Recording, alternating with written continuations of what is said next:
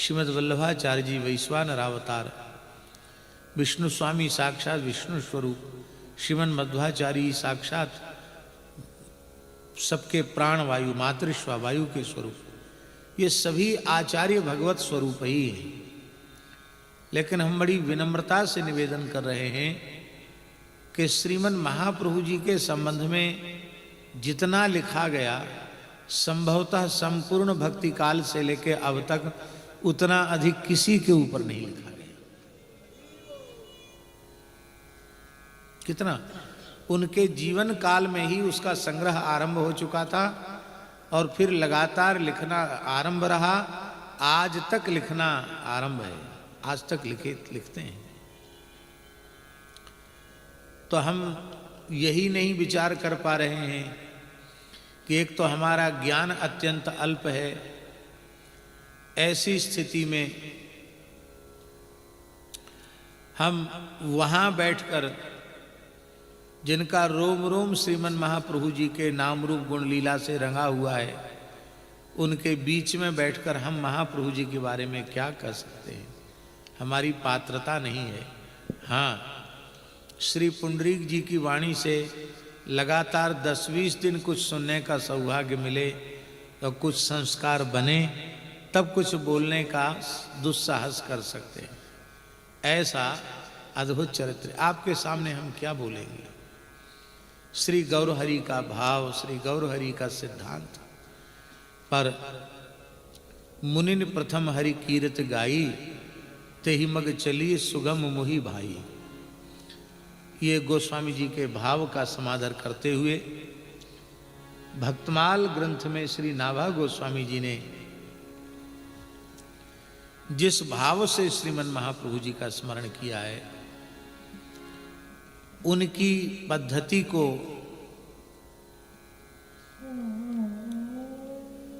नाभा जी की पद्धति को समादृत करते हुए उन्हीं की छत्र छाया में, भक्तमाल जी की छत्र छाया में, नाभा जी के अनुग्रह की छाया में कुछ कह सुन करके अपनी वाणी को पवित्र करेंगे।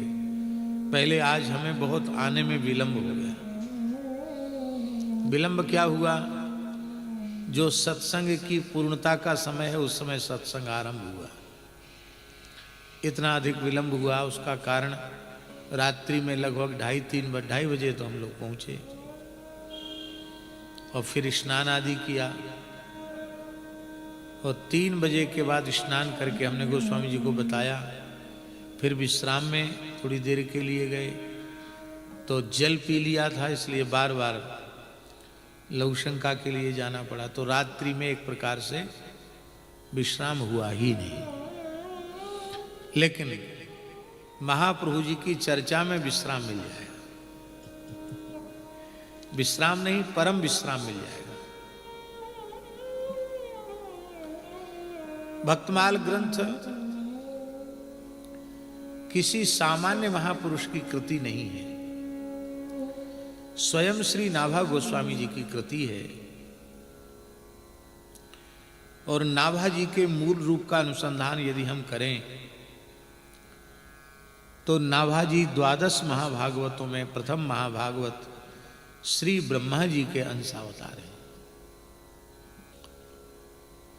भगवान चाहते हैं कि मेरे नित्य मुक्त भक्त पार्षद परिकर वे भी समय समय पर जीव जगत के परम कल्याण के लिए अवतार ग्रहण करें। ये भगवान का मनोरथ है, अथवा ये कहें ये भगवान का संकल्प है। इसलिए ठाकुर जी लीला करते रहते हैं। अब भगवान की छाक लीला को देखकर ब्रह्मा जी का मोहित होना अपने आप में एक बहुत बड़ा आश्चर्य है। इसलिए आश्चर्य है कि व्रजांगनाएं स्वयं कह रही हैं, बिखन सारथी तो विश्वगुप्तये सख उदेवा सात्वतां स्वयं स्मरण कर रही हैं कि ब्रह्मा जी की प्रार्थना किए जाने पर आपने अवतार लिया है।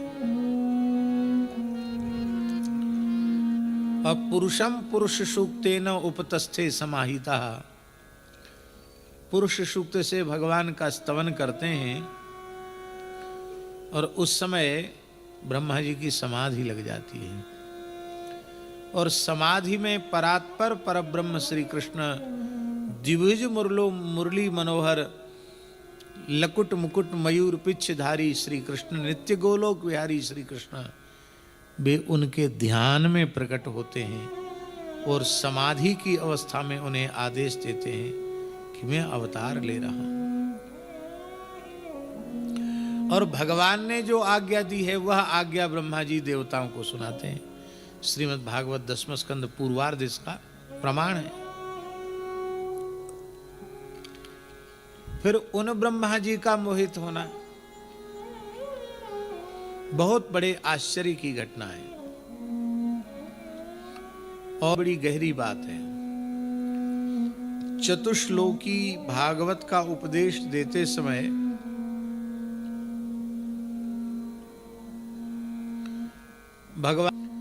भगवान ने कहा, एतम मतम समातिष्ठ परमेण समाधिना भवान कल्प विकल्पेषु न विमुह्यति करहिचित। करहिचित शब्द है किसी भी अवस्था में संकल्प विकल्पात्मिका सृष्टि का विस्तार करते रहने पर भी आप कभी भी किसी भी अवस्था में मेरी माया से मोहित नहीं होंगे।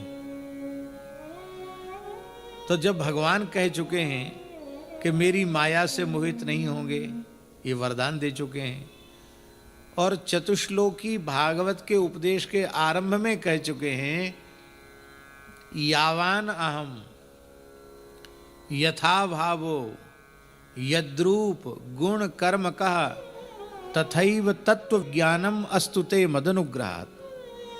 इससे बड़ा वरदान और क्या हो सकता है। यावान अहम, मेरा जितना विस्तार है, अर्थात मेरी लीलाओं का, मेरे स्वरूप का, मेरे वैभव का, मेरे गुणों का, मेरी लीलाओं का, मेरे अवतारों का जितना विस्तार है और जो स्वरूप है, जो गुण हैं, जो कर्म हैं, उनका यथार्थ तत्व विज्ञान मेरी कृपा से तुम्हें हो जाए, तो उनको भगवान की लीला का दर्शन करके ये कहना कि ये कैसा परमात्मा ग्वारिया गंवार की तरह इन गोप बालकों की जूठन ले रहा है, ये कैसा परमात्मा।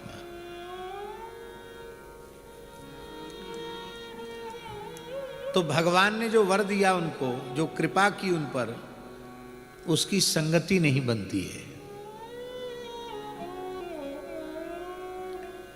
इससे मानना पड़ेगा कि भगवान ने जिस माया में मोहित न होने का आश्वासन दिया है, वस्तुतः ब्रह्मा जी उस माया में मोहित न हुए, न हो सकते हैं, न होंगे। वो माया है त्रिगुणात्मिका माया, जड़ माया, जिसके 3 गुण हैं, सत्व रज और तम। त्रिगुणात्मिका माया के अधीन जो जीव होते हैं उन्हीं को बद्ध जीव कहा जाता है। बद्ध जीव कहो या विषयी जीव कहो, एक ही बात है। और जो भगवान की त्रिगुणमयी माया से ऊपर उठ जाते हैं, गुणातीतावस्था को प्राप्त हो जाते हैं, ऐसे गुणातीत जो भगवान के भक्त हैं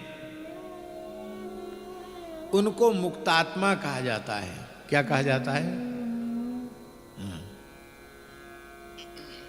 उनको मुक्तात्मा कहा जाता है। जो त्रिगुणमयी माया से मुक्त हो चुके हैं, जो मुक्त होना चाहते हैं वो तो मुमुक्षु हैं गोस्वामी जी। जो मुक्त होना चाहते हैं वो मुमुक्षु हैं, और जो मुक्त हो चुके हैं वो मुक्तात्मा हैं। उनका लक्षण भी बताए, निवृत्त तर्ष, ये उनका लक्षण है, गुणातीत भक्तों का लक्षण है। तो गुणातीत मुक्तात्मा भक्तों के साथ भगवान को खेलने की इच्छा होती है क्या इच्छा होती है राधा रमण लाल जी को? खेलने की इच्छा होती है।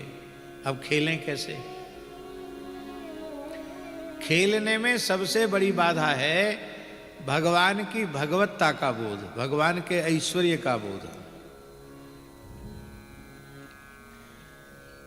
एक उदाहरण दे रहे हैं आपको कि किसी व्यक्ति का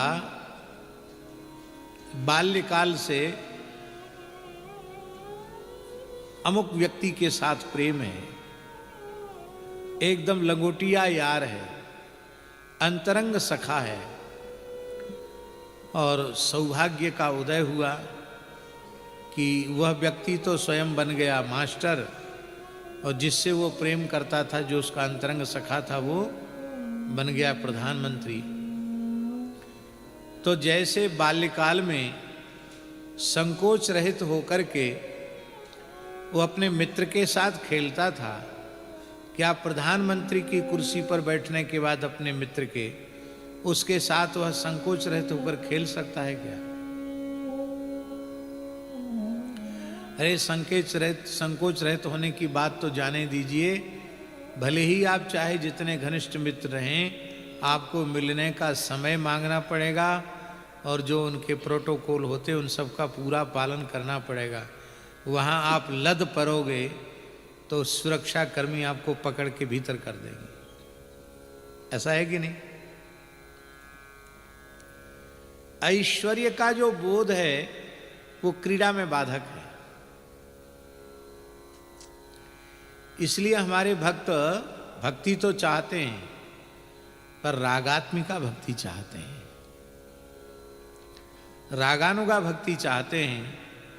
क्यों? विशिष्ट राग के प्रकट होने के बाद अनुराग का साम्राज्य हो जाता है, और ऐश्वर्य गुण भगवान को छोड़ता नहीं है, पर ऐश्वर्य गुण भगवान में विलीन हो जाता है। माधुर्य का इतना अधिक प्रकाश हो जाता है कि ऐश्वर्य विलीन हो जाता है।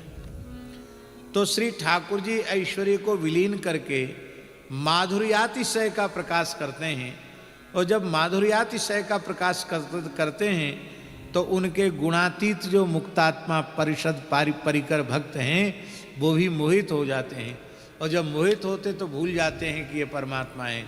फिर कुछ न कुछ बातें उनके दिमाग में उटपटांग आने लग जाती हैं, और वो केवल इसलिए कि ठाकुर जी उनके साथ खेलें। तो ठाकुर जी